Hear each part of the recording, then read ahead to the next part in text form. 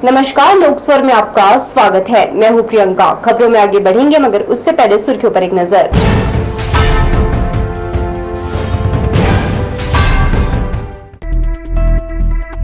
प्रदेश के बड़े कृषि कारोबारियों ने किया बड़ा भ्रष्टाचार, कई ठिकानों पर ईडी की दबिश। टू व्हीलर के साथ खरीदना होगा हेलमेट, राजधानी से शुरुआत, प्रदेश में लागू होगा नियम। और मोहल्ला क्लिनिक में लगा ताला, हड़ताल के असर से स्वास्थ्य व्यवस्था का बुरा हाल। तो ये थी सुर्खियां, अब खबरें विस्तार से। रायपुर में ईडी की धमक से बुधवार को सारा दिन चर्चा का बाजार गर्म रहा। बड़े कृषि कारोबारियों के ठिकानों पर दबिश दी गई। शंकरनगर स्थित खाद कारोबारी विनय गर्ग के घर पर ईडी की कार्यवाही शाम तक जारी रही। राजधानी का पॉश एरिया ला विस्टा कॉलोनी में सन्नाटा पसरा था, लेकिन घरों के भीतर हलचल थी। बुधवार को यहां कृषि के कारोबारियों के ठिकानों पर ईडी की टीमों ने छापा मारा। इनमें कृषि उपकरण और पेस्टिसाइड्स सप्लायर पवन पोद्दार और सतपाल छाबड़ा शामिल हैं। ईडी अफसर फिलहाल इनके घरों से दस्तावेज खंगाल रहे हैं। बताया जा रहा है कि किसानों को कृषि संयंत्र उपलब्ध कराने की योजना चेम्स के तहत रिलायबल डिस्ट्रीब्यूटर्स के द्वारा दी जाने वाली सब्सिडी में बड़े पैमाने पर गड़बड़ी की गई। आरोप है कि इस धांधली के जरिए किसानों और केंद्र सरकार को करोड़ों रुपयों का चूना लगाया गया। सारा दिन ईडी की जांच जारी रही। आगे क्या कार्यवाही होती है, इस पर सबकी नजरें टिकी हुई है। रिलायबल डिस्ट्रीब्यूशन के संचालक पवन पोद्दार के घर, ऑफिस और उद्योग पर ईडी ने एक साथ दबिश दी। उधर कारोबारी विनय गर्ग के घर पर भी ईडी की कार्यवाही शाम तक जारी रही। पोद्दार के घर ला Vista colony, Amlidih, office Vishal Nagar और उद्योग फुंडहर चौक में स्थित है। सूत्रों के मुताबिक किसानों की आय दोगुनी करने के लिए चेम्स योजना के तहत बीज निगम को जिम्मेदारी दी गई थी। किसानों का जियो टैग और फोटो लेकर ट्रैक्टर, रोटोवेटर जैसी मशीनें उपलब्ध कराने का दावा किया गया, लेकिन ग्राउंड रिपोर्ट में सामने आया कि किसानों को मशीनें मिली ही नहीं। इसी मामले में ईडी जांच कर रही है और दस्तावेज खंगाले जा रहे हैं। देखना होगा जांच में कितने करोड़ का घोटाला सामने आता है। ब्यूरो रिपोर्ट, लोक स्वर। मंगलवार देर रात राजधानी रायपुर के तेलीबांधा थाना क्षेत्र स्थित बेबीलोन होटल के टावर में अचानक आग लग गई। रात 9 बजे लगी आग के दौरान टावर में फंसे 47 लोगों को सुरक्षित बाहर निकाला गया। बेबीलोन होटल में आग लगने की सूचना मिलते ही कलेक्टर गौरव सिंह और एसएसपी डॉक्टर लाल उमेद सिंह मौके पर पहुंचे। उनके नेतृत्व में रात 1 बजे तक रेस्क्यू ऑपरेशन चलाया और फायर ब्रिगेड की टीम ने रात 3 बजे तक आग पर काबू पा लिया। थाना निरीक्षक राजेंद्र मिश्रा ने बताया कि रात करीब 9:15 बजे आग लगने की सूचना मिली थी और इसके कुछ ही देर में दमकल की गाड़ियां मौके पर पहुंच गई। बी ब्लॉक के तीसरे फ्लोर से लेकर 7वें फ्लोर तक टीम ने टार्च के सहारे जांच की।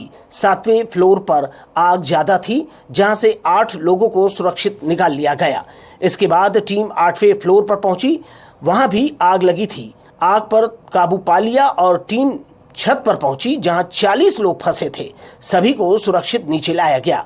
रेस्क्यू के बाद कलेक्टर और एसएसपी ने रात 11:30 बजे घटना स्थल का निरीक्षण किया। 7वें और 8वें फ्लोर में सबसे ज्यादा नुकसान हुआ है। धुएं में पता नहीं चल रहा था, इसलिए हम लोगों ने अगले 1.5 घंटे पूरा, जब तक आग काबू में नहीं आ गई तब तक इसको वो किया। 3 बार हमारी टीम ने सारा चेक किया कि कहीं कोई और जनहानि की स्थिति तो नहीं है। और जब पूरी तरीके से आग पे काबू पा लिया गया और इंश्योर हो गए, तो मैं एसपी साहब, नगर निगम कमिश्नर साहब, सीओ जिला पंचायत साहब, एडिशनल कलेक्टर साहब, एडिशनल एसपी साहब, सारे लोगों ने जाकर सारे मौके पर देखा है।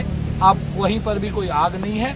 कुछ दुकानें जो बंद हैं उनको खोलने की कोशिश की जा रही है। दमकल कर्मियों के अनुसार टावर में फायर फाइटिंग सिस्टम मौजूद था, लेकिन ऑटो मोड में वो काम नहीं कर पाया और सिस्टम फेल हो गया।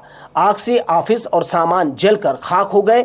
वहीं टॉप फ्लोर स्थित सागरिया रूफटॉप रेस्टोरेंट में बैठे लोग भी लिफ्ट बंद होने और आग लगने के कारण फंस गए थे।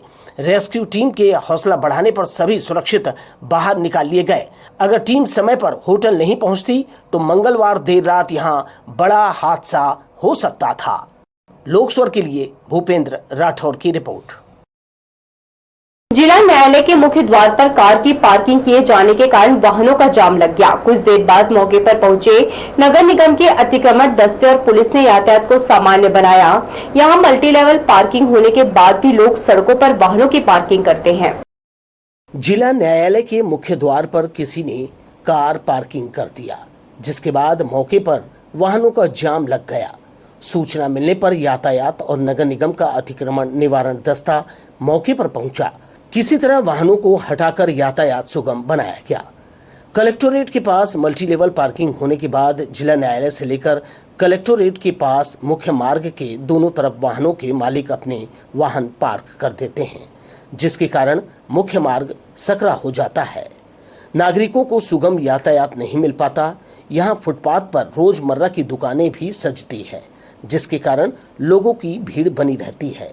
यहाँ वाहनों को हटाने के लिए यातायात के सिपाही भी तैनात नहीं रहते, जबकि न्यायालय और कलेक्टोरेट दोनों महत्वपूर्ण जगह है जहाँ रोजाना सैकड़ों लोगों का आना जाना लगा रहता है। लोक स्वर के लिए कैमरामैन जयेंद्र गोले के साथ किशोर श्रीवास्तव की रिपोर्ट। राजधानी रायपुर में सड़क हादसों को रोकने और हेलमेट जागरूकता बढ़ाने के लिए पुलिस ने बड़ी पहल की है। वरिष्ठ पुलिस अधीक्षक डॉक्टर लाल उमेद सिंह ने शहर और आसपास के सभी दोपहिया वाहन डीलर्स की बैठक लेकर स्पष्ट निर्देश दिए कि वाहन बेचते समय ग्राहकों को हेलमेट देना अनिवार्य होगा। बैठक में 51 वाहन विक्रेता, रायपुर ऑटो डीलर्स एसोसिएशन और व्यापारी संघ के पदाधिकारी भी शामिल हुए। एसएसपी ने कहा कि युवा वर्ग बिना सुरक्षा साधनों के तेज रफ्तार और स्टंट करते हैं, जिससे गंभीर हादसे हो रहे हैं। रायपुर में पिछले 7 महीनों में सिर पर चोट से 214 लोगों की मौत हो चुकी है। डीलर्स ने आश्वस्त किया कि अब वाहन के साथ हेलमेट जरूर दिया जाएगा और ग्राहकों को सुरक्षा उपायों की जानकारी भी दी जाएगी। रायपुर रेलवे स्टेशन पर रेलवे सुरक्षा बल और आबकारी विभाग की संयुक्त कार्यवाही में 2 अंतर्राज्यीय गांजा तस्कर गिरफ्तार किए गए हैं। वरिष्ठ मंडल सुरक्षा आयुक्त रमन कुमार के निर्देशन में हुई इस कार्यवाही में आरपीएफ पोस्ट रायपुर के अधिकारियों और बल सदस्यों ने छापामार कार्यवाही कर आरोपियों को दबोचा। गिरफ्तार युवकों की पहचान बिहार निवासी अनीश कुमार शाह और आयुष कुमार सिंह के रूप में हुई है। इनसे एक ट्रॉली बैग और एक पिट्ठू बैग में भरा 28 किलो गांजा बरामद हुआ, जिसकी बाजार कीमत लगभग 7 लाख रुपए बताई जा रही है। दोनों आरोपी उड़ीसा से गांजा लेकर रायपुर पहुंचे थे और बिहार ले जाने की फिराक में थे। आबकारी विभाग ने एनडीपीएस एक्ट के तहत मामला दर्ज कर आगे की कार्यवाही शुरू कर दी है।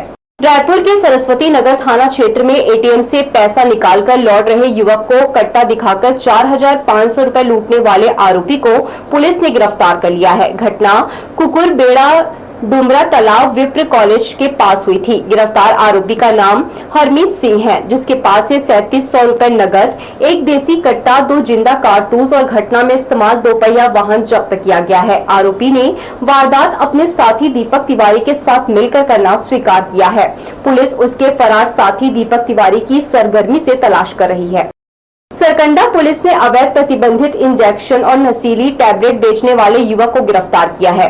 कार्यवाही बहतराई स्थित नागनागिन तालाब के पास की गई। मौके पर पहुंची पुलिस को देखकर दोनों भागने लगे, मगर उनमें से एक राजेंद्र साहू को पुलिस ने पकड़ लिया, जबकि उसका साथी रितेश उर्फ लुट्टू पांडे फरार हो गया। आरोपी से 25 नग एविल इंजेक्शन, 100 नग रेक्सोजेसिक इंजेक्शन और 130 नग नाइट्राजेपम टैबलेट्स जब्त की गई, जिसकी कीमत करीब 6,500 रुपए है। आरोपी को न्यायालय में पेश किया गया। पुलिस फरार आरोपी और नेटवर्क से जुड़े अन्य लोगों की तलाश कर रही है।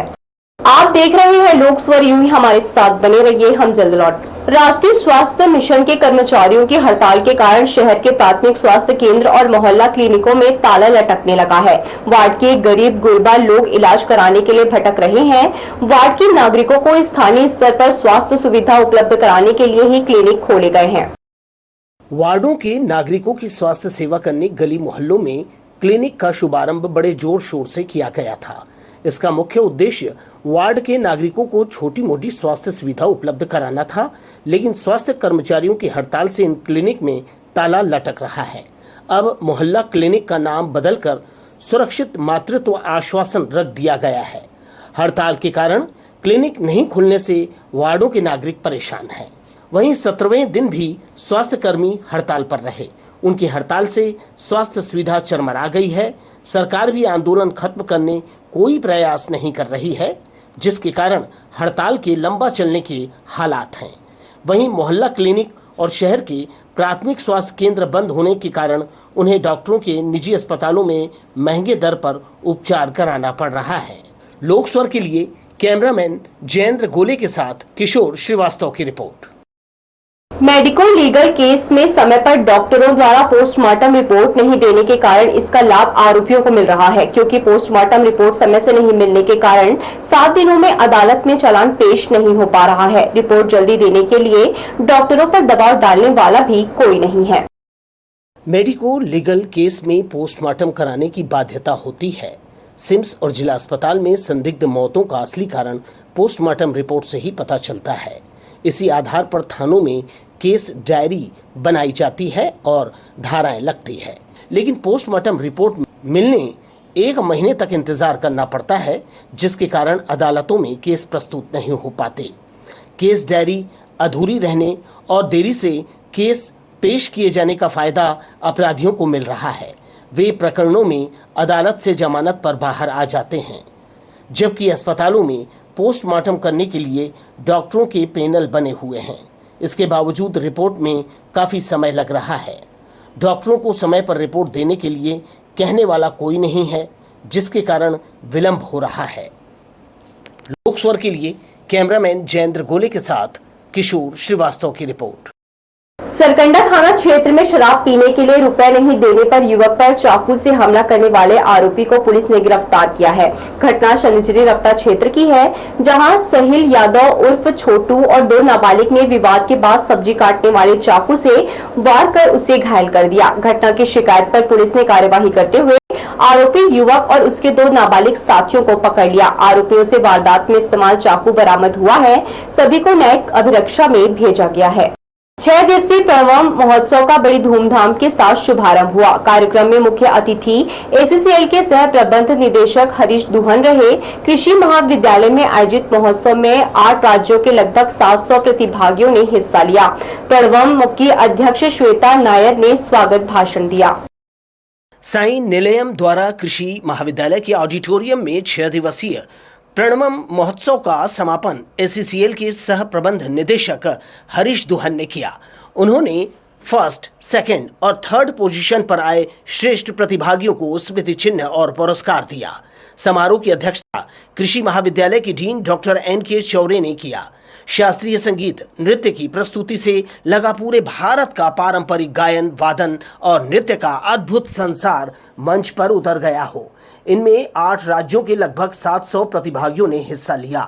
कथक, कुचिपुड़ी, भरतनाट्यम की श्रृंखलाबद्ध प्रस्तुति ने लोगों का मन मोह लिया। मुझे पता चला कि 1200 अधिक प्रतिभागियों ने इसमें पार्टिसिपेट किया है, तो कला और संस्कृति को बढ़ावा देने का इससे अच्छा उदाहरण नहीं हो सकता है। और ये हमारे बिलासपुर और छत्तीसगढ़ का एक तरह से शान है। इस क्षेत्र में जो भी कार्य कर रहे हैं, मेरे तहे दिल से हम लोग कोयला उत्पादन करते हैं और देश की ऊर्जा की पूर्ति करते हैं। और मुझे लगता है अगर आत्मिक ऊर्जा का कहीं संबंध है तो वो हमारी कला और संस्कृति से ही है। उसकी पूर्ति ये संस्थान कर रहा है। मैं बहुत बहुत बधाई देता हूँ। इतने प्रतिभागियों को हमने बहुत अच्छी तरह से एक अच्छा मंच देकर कार्यक्रम 6 दिन का पूरा कंप्लीट किया है और आशा करते हैं कि आगे भी हम एक अच्छा मंच बच्चों को और उभरते हुए आर्टिस्ट को दे पाएँ। यही हमारा उद्देश्य यही है कि जो हमारी भारतीय संस्कृति है उसको हम आगे लेकर जाएं और अपने आने वाले पीढ़ियों को भी उत्साहित करें, प्रोत्साहन दें कि वो आगे भी उसको आगे भी लेके जाएं और हमारी संस्कृति को मेंटेन करें और आगे भी अब लेके जाएं जितना भी उनसे हो पाए। हमारी जो बेटी की गुरु श्वेता नायक है, बहुत मेहनत है और बहुत उनके पास जो हुनर है मैं गर्व से कह सकती हूँ वो बहुत अच्छी गुरु है। और दूसरा है हमारा छोटे शहर में ऐसे बिलासपुर में इतना बड़ा मंच किसी को कभी नहीं मिला है। इसने पहले साई नृत्य निलयम डायरेक्टर ने इसने शुरुआत किया है, वो बहुत गर्व की बात है हमारी। शुरुआत में प्रणवम की आयोजक श्वेता नायर ने अतिथियों को शॉल, श्रीफल और प्रतीक चिन्ह भेंट कर सम्मानित किया। उन्हें पर्यावरण के प्रतीक स्वरूप पौधे भी दिए। आयोजन में तबला, हारमोनियम, सितार, पखावज, बांसुरी की जुगलबंदी सुनने को मिली। कलाकारों के नृत्य में लय, ताल, छंद, पदचाप, भाव भंगिमाओं के आरोह अवरोह का अनोखा संयोजन रहा। मुख्य अतिथि एसीसीएल के CMD हरीश दुहन कार्यक्रम स्थल के द्वार पर पहुंचे।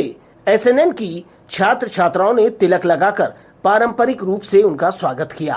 प्रणवम की अध्यक्ष श्वेता नायर ने स्वागत भाषण दिया। अपने उद्बोधन में मुख्य अतिथि श्री दुहन ने आयोजन की प्रशंसा की। कहा कि SCCL को अच्छा मंच देना कोयला कंपनी का उद्देश्य है। कलाकार देश का नाम विश्व में फैलाएं। आभार प्रदर्शन अरुण नायर ने किया। समारोह में बड़ी संख्या में कलाकार, अभिभावक, प्रतिभागी बच्चे बड़ी संख्या में उपस्थित थे। लोकस्वर के लिए कैमरामैन जयेंद्र गोले के साथ किशोर श्रीवास्तव की रिपोर्ट। बिलासपुर रेल मंडल से यात्रियों के लिए बड़ी राहत की खबर है। अब बिलासपुर और उसलापुर स्टेशनों से 132 लंबी दूरी की ट्रेनों की सुविधा उपलब्ध है। वहीं आने वाले दुर्गा पूजा, दशहरा, दीपावली और छठ पर्व के लिए रेल प्रशासन ने अतिरिक्त फेस्टिवल स्पेशल ट्रेनों का भी संचालन शुरू कर दिया है। यात्रियों की सुगम और आरामदायक यात्रा को प्राथमिकता देते हुए बिलासपुर मंडल ने बिलासपुर और उसलापुर स्टेशनों से कुल 132 लंबी दूरी की मेल एक्सप्रेस और सुपरफास्ट राजधानी जन शताब्दी दुरंतो, गरीब रथ और वंदे भारत ट्रेनों की सुविधा दी है। इन गाड़ियों के माध्यम से यात्रियों को हावड़ा, टाटानगर, पटना, पुरी, नागपुर, मुंबई, पुणे, बेंगलुरु, हैदराबाद, जयपुर और दिल्ली जैसे प्रमुख शहरों तक सीधी यात्रा की सुविधा मिल रही है। आगामी त्योहारों में यात्रियों की भीड़ को देखते हुए रेलवे ने विशेष इंतजाम भी किए हैं। रेल प्रशासन ने दुर्गा पूजा, दीपावली और छठ पूजा के अवसर पर 7 जोड़ी फेस्टिवल स्पेशल ट्रेनों का संचालन सुनिश्चित किया है। इनमें बिलासपुर, यलहंका, पुरी, उधना, दुर्ग हजरत निजामुद्दीन, गोंदिया, पटना और दुर्ग सुल्तानपुर जैसी स्पेशल ट्रेनें शामिल हैं। इन ट्रेनों के चलने से यात्रियों को कंफर्म बर्थ मिलने की संभावना भी बढ़ गई है। दुर्गा पूजा, छठ और दीपावली उनको ध्यान में रखते हुए जो नियमित ट्रेनें हैं उनमें कोचों की संख्या भी बढ़ाई गई है। कुछ ट्रेनों में अमूमन करीब 132 ट्रेन हैं जो बिलासपुर उसलापुर को केटर करते हुए विभिन्न दिशाओं में जाएंगी। उनमें से मुख्य स्थान हावड़ा, गुवाहाटी, पटना, भुवनेश्वर, रक्सौल, मुंबई, हैदराबाद, बेंगलोर, जयपुर और विशाखापट्टनम जैसे हैं। इनके अलावा भी अन्य हैं, लेकिन ये मुख्यतः ये हैं। इसके अलावा कुछ फेस्टिवल स्पेशल ट्रेनें चलाई जा रही हैं। इतवारी से शालीमार, दुर्ग से पटना, दुर्ग से सुल्तानपुर, पुरी से उधना, दिल्ली से दुर्ग और बिलासपुर से बेंगलोर। त्योहारों पर अब सफर के लिए यात्रियों के पास और भी विकल्प होंगे। रेल प्रशासन ने अपील की है कि सभी अपनी यात्रा से पहले आरक्षण जरूर कराएं। लोकस्वर के लिए भूपेंद्र राठौर की रिपोर्ट। रतनपुर के सांधीपारा में मंगलवार को हुई दर्दनाक घटना में 1.5 साल के शिवांश पोर्ते की चना गले में फंसने से मौत हो गई। बच्चा अपने घर में खेलते खेलते चना खा रहा था, तब यह हादसा हुआ। परिजन उसे तुरंत स्वास्थ्य केंद्र लेकर पहुंचे, लेकिन डॉक्टरों ने उसे मृत घोषित कर दिया। पूरे मोहल्ले में शोक की लहर है। पुलिस ने मर्ग कायम कर शव पोस्टमार्टम के लिए भेज दिया है। चिकित्सक बच्चों को सूखे मेवे, चना या अन्य कठोर खाद्य पदार्थ अकेले नहीं खाने देने की चेतावनी दे रहे हैं। शिवांश की मौत एक बार फिर बच्चों की सुरक्षा में सतर्क रहने का सबक देती है। गौ सेवकों ने एक युवक को गौवंश के साथ अनैतिक कृत्य करते हुए रंगे हाथ पकड़ा। आरोपी की पहचान अभय वर्मा के रूप में हुई है। घटना का वीडियो सोशल मीडिया में वायरल होने के बाद क्षेत्र में तनाव फैल गया। मौके पर पहुंचे हिंदू संगठनों और गौ सेवकों ने आरोपी को पकड़कर पुलिस के हवाले कर दिया। सिटी कोतवाली थाना क्षेत्र के दयालबंद इलाके में मंगलवार शाम एक युवक को गौवंश के साथ अनैतिक कृत्य करते हुए रंगे हाथ पकड़ा गया। आरोपी की पहचान अभय वर्मा के रूप में हुई है। स्थानीय लोगों ने युवक को आपत्तिजनक स्थिति में देखकर वीडियो बना लिया, जो सोशल मीडिया पर तेजी से वायरल हो गया। वीडियो सामने आते ही इलाके में भारी आक्रोश फैल गया। मौके पर जुटे हिंदू संगठनों और गौ सेवकों ने आरोपी को पकड़कर कोतवाली पुलिस के हवाले कर दिया। गौ सेवकों और संगठनों ने इस घटना को समाज की आस्था और धार्मिक भावनाओं को ठेस पहुंचाने वाला करार देते हुए आरोपी के खिलाफ कड़ी से कड़ी कार्रवाई की मांग की है। सूचना मिलते ही पुलिस तत्काल हरकत में आई और आरोपी को गिरफ्तार कर लिया। कल एक वीडियो आया था हमको सोशल मीडिया के थ्रू, जिसमें एक लड़का है जो गाय के साथ अमानवीय कृत्य कर रहा था, और वीडियो का लोकेशन निकालने पे पता चला कि वो दयालबंद का वीडियो था। और जैसे ही हम वहाँ पहुँचे, आसपास पता लगाए, उतने में प्रशासन भी हमारे पास आ गई और प्रशासन के सहयोग से, सिटी कोतवाली टीआई के सहयोग से रात को 11 बजे उस बंदे को धर दबोचा गया जो गाय के साथ अमानवीय कृत्य कर रहा था।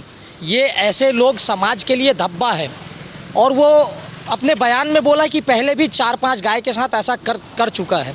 तो ऐसे लोगों को तो कड़ी से कड़ी सज़ा मिलनी चाहिए। एक व्यक्ति हैं जो अप्राकृतिक कृत्य कर रहे थे गौ के साथ, गाय के साथ, जिसकी वीडियो सामने आई थी। और जब हमें वीडियो फुटेज मिला तो हमने इसकी तलाशी की कि ये व्यक्ति कौन है। फिर बाद में हमें पता चला ये अभय वर्मा नाम का व्यक्ति है, जो दयालबंद में ही किराए के मकान पर रहता है। उसको हिरासत में लिया गया और उसको पशु क्रूरता अधिनियम के अंतर्गत उसको बुक किया गया। मामले में कोतवाली पुलिस ने गंभीर धाराओं के तहत अपराध दर्ज कर कार्रवाई की है। फिलहाल पुलिस आरोपी से पूछताछ कर रही है और पूरे प्रकरण की संवेदनशीलता को देखते हुए मामले पर कड़ी नजर बनाए हुए हैं। पुलिस के मुताबिक आरोपी अभय वर्मा मूल रूप से पथरिया का रहने वाला है और डेंटल क्लिनिक में काम करता है। वह दयालबंद क्षेत्र के किराए के मकान में रह रहा था। इस घटना से लोगों में गहरी नाराजगी है। कैमरा पर्सन मैंग सिंह छतरी के साथ आशीष मौर्य, लोकस्वर, बिलासपुर। अरपा नदी का जलस्तर फिर बढ़ गया है। 2 दिनों से हो रही अच्छी बारिश के कारण नदी नाले उफान पर है। एक सप्ताह से तेज गर्मी और उमस के कारण लोगों का बुरा हाल था। तभी मानसूनी हवाओं और गर्मी के असर से बिलासपुर समेत छत्तीसगढ़ में मूसलाधार बारिश हुई, जिससे अरपा नदी में पानी की तेज धार दिखाई देने लगी है। हालांकि इस दौरान नदी के किनारे चल रहा कार्य बाधित हुआ है। कटाव रोकने दीवार खड़ी की जा रही है। इसके अलावा नदी के तट वाले हिस्से में सड़क तैयार किया जाना है। फिलहाल बरसात के चलते काम धीमा पड़ गया है। सीपत थाना पुलिस ने ग्राम सोंठी स्थित सेवा सहकारी समिति मर्यादित में चोरी की वारदात को अंजाम देने वाले 2 आरोपियों को गिरफ्तार किया है। आरोपियों ने खिड़की तोड़कर कंप्यूटर, मॉनिटर, सीपीयू, 2 इन्वर्टर और एक बैटरी चोरी की थी, जिसकी कुल कीमत 80,000 रुपए है। गिरफ्तार आरोपियों के नाम चंदन उर्फ भोलू उर्फ बिस्नाथिया, दास मानिकपुरी और किशन उर्फ रामू ठाकुर बताए गए हैं। पुलिस ने चोरी की गई सभी सामान बरामद कर आरोपियों को न्यायिक रिमांड पर जेल भेज दिया है।